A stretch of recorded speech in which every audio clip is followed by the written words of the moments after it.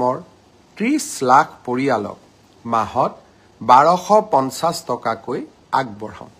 অহা 7 অক্টোবৰ তাৰিখে আমি আপোনালোকৰ হাতত অৰুণোদয় তুলি দিম আৰু আমি সকলো প্ৰচেষ্টা ইতিমধ্যে সম্পূৰ্ণ কৰিছোঁ। 7 তাৰিখে নিশ্চিতভাৱে অৰুণোদয় তৃতীয় সংস্কৰণৰ সুবিধা 30 লাখ আই মাতৃয়ে লাভ কৰিব আৰু আমি তাৰ পিছত প্ৰতি মাহে নিৰন্তৰ কৰি আপোনালোকক এই পুঁজি যোগান ধৰি যাম। ঠিক সেইদৰে নিযুত মইনাৰো আমাৰ অসমৰ প্ৰায় 3.5 লাখ ছাত্ৰীয়ে এইবাৰ নিযুত মইনা আঁচনিৰ সুবিধা লাভ কৰিব। নিযুত মইনা আঁচনিৰো আমি যিহেতু প্ৰথম কিস্তিৰ ধন আমি চেক যোগে দিওঁ, বেংকক আমি চেকসমূহ বনাব দিছোঁ। নিযুত মইনা আঁচনিৰো প্ৰথম কিস্তিৰ ধন আমি 10 পৰা 15 অক্টোবৰৰ ভিতৰত সকলোৰে হাতত তুলি দিম আৰু তাৰ পৰৱৰ্তী মাহৰ পিছত সকলোৱে বেংক যোগে নিযুত মইনা আঁচনিৰ ধন লাভ কৰি থাকিব। এডিআৰিৰ ওপৰত আপোনালোকৰ প্ৰশ্ন আছিলে, অৰুণোদয়ৰ ওপৰত আপোনালোকৰ প্ৰশ্ন আছিলে, নিযুত মইনাৰ ওপৰত আপোনালোকৰ প্ৰশ্ন আছিলে। মই চেষ্টা কৰিছিলোঁ যাতে আজি ফেচবুক লাইভৰ জৰিয়তে গোটেইখিনি উত্তৰ দিব পাৰোঁ। আপোনালোকক মই প্ৰতিশ্ৰুতি দিছিলোঁ যে আমি আপোনালোকক অৰুণোদয় আঁচনিৰ হিতাধিকাৰী তালিকা চূড়ান্ত কৰিম, মহিলা উদ্যমিতা আমি আপোনালোকক প্ৰদান কৰিম, কেইবাখনো নদীৰ ওপৰত দলং বনোৱাৰ প্ৰস্তাৱ, এই গোটেইবোৰ কথা নিৰ্বাচনত পৰাজিত হ'লেও বা আকাংক্ষিত ফল নাপালেও আমি আপোনালোকৰ কাৰণে কৰিবৰ বাবে চেষ্টা কৰিম। পুনৰ এবাৰ আপোনালোকক বহুত বহুত ধন্যবাদ জনাইছোঁ। জুবিনৰ বিষয়ে আহিব খুজিছোঁ। বহু সময়ত ব্যক্তিগত কথা কোৱা উচিত নহয় আৰু ব্যক্তিগত কথা কোৱাৰ পৰিৱেশো নাথাকে। যোৱা 6টামান বছৰ আগতে এদিন মই কৈছিলোঁ যে জুবিনক বিপথে পৰিচালিত কৰাত তেওঁৰ আশে পাশে লাগি থকা মানুহখিনি জড়িত হৈ আছে। 6 বছৰ আগতে মই কি কৈছিলোঁ সি এতিয়াও সংবাদ মাধ্যমত বৰ্তমান সামাজিক মাধ্যমতো তাৰ উপস্থিতি আছে। সেয়েহে মোৰ গোটেই ঘটনাৰ সম্পৰ্কত মোৰ মতামত বা স্পষ্ট ভাৱ আজি নহয় 6 বছৰ আগতেই মই ৰাইজৰ ওচৰত বা ৰাইজক মই জনাইছিলোঁ। জুবিন আমাৰ জাতীয় সম্পদ। জ্যোতিপ্ৰসাদ আগৰৱালা, বিষ্ণুপ্ৰসাদ ৰাভা আৰু ভূপেন হাজৰিকাৰ সমকক্ষ বুলি জুবিন গাৰ্গক অভিহিত কৰি মই জুবিনৰ সন্মুখত দিয়া এটি ভাষণো সামাজিক মাধ্যমত উপলব্ধ হৈ আছে। জুবিনৰ প্ৰতি মোৰ এক ব্যক্তিগত অভূতপূৰ্ব কৃতজ্ঞতাও আছিলে। মোৰ দেউতা প্ৰয়াত কৈলাশনাথ শৰ্মাৰ গীতৰ সংকলন জুবিনে অতি মৰমেৰে ৰুণজুন নামৰ কেছেটটোৰ জৰিয়তে বাণীবদ্ধ আৰু ভিডিঅ' কৰি মোক উপহাৰ দিছিলে আৰু সেই গানকেইটাই যথেষ্ট সমাদৰ লাভ কৰিছিল। এজন পুত্ৰ হিচাপে তাতকৈ গৌৰৱৰ কথা একোৱেই নাছিল আৰু সেয়েহে জুবিনে য'তেই যেনেকে কৰবাত আমি যদি কেতিয়াবা জুবিনৰ যাত্ৰাৰ সংগী হ'বলৈ সুবিধা পাইছিলোঁ তাক কেতিয়াও মই হাতৰ পৰা ওলাই যাব দিয়া নাছিলোঁ।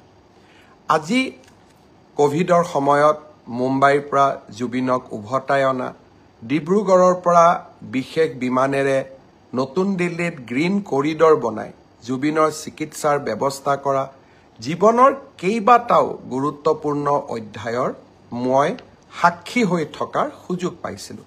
মোৰ একো কণ্ট্ৰিবিউশ্যন নাছিলে, কিন্তু মই সাক্ষী হৈ থাকিব পাৰিছিলোঁ। সেয়েহে কোনো এজন জুবিন অনুৰাগীতকৈ মই নিজকে কম অনুৰাগী বুলি নাভাবোঁ আৰু বেছি বুলিও নাভাবোঁ, কাৰণ আমি সকলোৱে জুবিনক ভাল পোৱাৰ অধিকাৰ আছে আৰু অধিকাৰ থাকিব।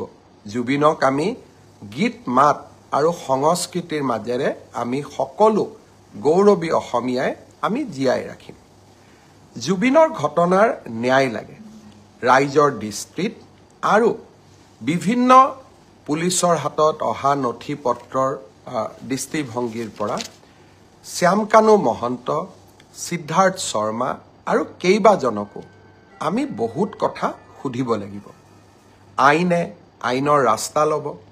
মই আজিৰ এই ফেচবুক লাইভৰ জৰিয়তে শ্যামকানু মহন্ত আৰু সিদ্ধাৰ্থ শৰ্মাক ক'ব বিচাৰোঁ যে আপোনালোকে জনতাৰ ধৈৰ্যৰ সৈতে খেলিবৰ বাবে চেষ্টা নকৰিব।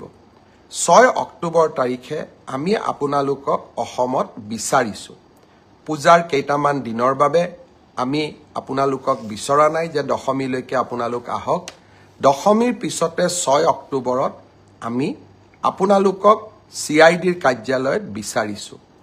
আৰু আপোনালোকে ফেচবুক লাইভ কৰি বা একোখন পত্ৰ লিখি জনতা আৰু আইনৰ পৰা হাৰিব আপোনালোকে নোৱাৰিব। আপোনালোকে যদি সঁচাকৈ আপোনালোক নিৰ্দোষী, সাহসেৰে আহক, CIDৰ কাৰ্যালয়লৈ আহক, আপোনালোকে নিজৰ কথা কওক। আৰু যদি আপোনালোকে কথা ক'ব CIDক নোখোজে, আদালতৰ ওচৰত গৈ কওক। কিন্তু ৰাইজৰ ক্ষোভৰ সৈতে, যি ক্ষোভ এতিয়া অগণিত পৰিণত হৈছে, ক্ষোভৰ সৈতে আপোনালোকে খেলা নকৰিব। মই অসমৰ মুখ্যমন্ত্ৰী হিচাপে আপোনালোকক স্পষ্ট সকিয়নি দিব খুজিছোঁ যে অহা 6 অক্টোবৰৰ তাৰিখৰ দিনা আপোনালোকে নিশ্চিতভাৱে গুৱাহাটীলৈ আহি আপোনালোকে আপোনালোকৰ মন্তব্য, আপোনালোকৰ বক্তব্য আগবঢ়াওক। আইনে আইনৰ মাজেৰে গতি কৰিব। আৰু এটা কথা মই সকলোকে স্পষ্ট কৰি দিব খুজিছোঁ, কোভিডৰ সময়তো মই অসমবাসী জনসাধাৰণক এৰা নাছিলোঁ। বানপানীৰ সময়তো মই অসমবাসী জনগণক এৰা নাছিলোঁ। আৰু জীৱনত এটা দিন আহিছিল যে PPE কিট পিন্ধিও কোভিডৰ ICUৰ ভিতৰত গৈ জনতাক সেৱা কৰাৰ চেষ্টা কৰিছিলোঁ। আৰু আজি যেতিয়া অসমৰ জনতাই জুবিনক ন্যায় দিয়াৰ বাবে আন্দোলন কৰিছে, তাৰ পৰা মই পৃথক নহয়। আৰু সেই কাম মই কৰিবই লাগিব। আৰু সেইকাৰণে মই আজি পুনৰ এবাৰ প্ৰতিশ্ৰুতি দিছোঁ যে জুবিনৰ ঘটনাৰ সৈতে জড়িত সকলো কেইগৰাকী ব্যক্তিক আইনৰ সন্মুখলৈ অনাৰ দায়িত্ব অসমৰ মুখ্যমন্ত্ৰী হিচাপে মোৰ। আৰু সেই দায়িত্ব মই কৰ্তব্য নিষ্ঠাৰে সৈতে পালন কৰিম, দায়বদ্ধতাৰে সৈতে মই পালন কৰিম।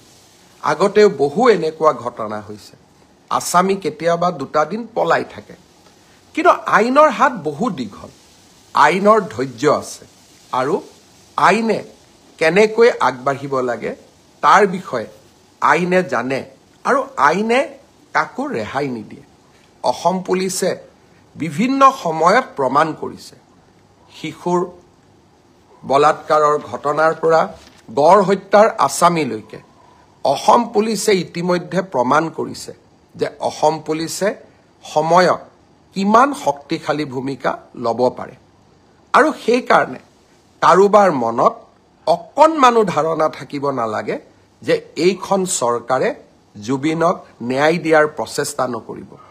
এইখন চৰকাৰে শ্যামকানু মহন্ত, সিদ্ধাৰ্থ শৰ্মাৰ দৰে ব্যক্তিৰ ওচৰত শিৰ নত কৰিব।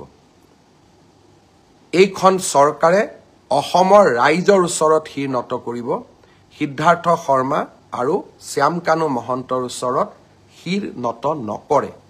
আৰু সেইবাবে মই সিদ্ধাৰ্থ শৰ্মা আৰু শ্যামকানু মহন্তক ক'ম যে ঘটনা প্ৰবাহ বহু দূৰলৈ যাব নিদিব।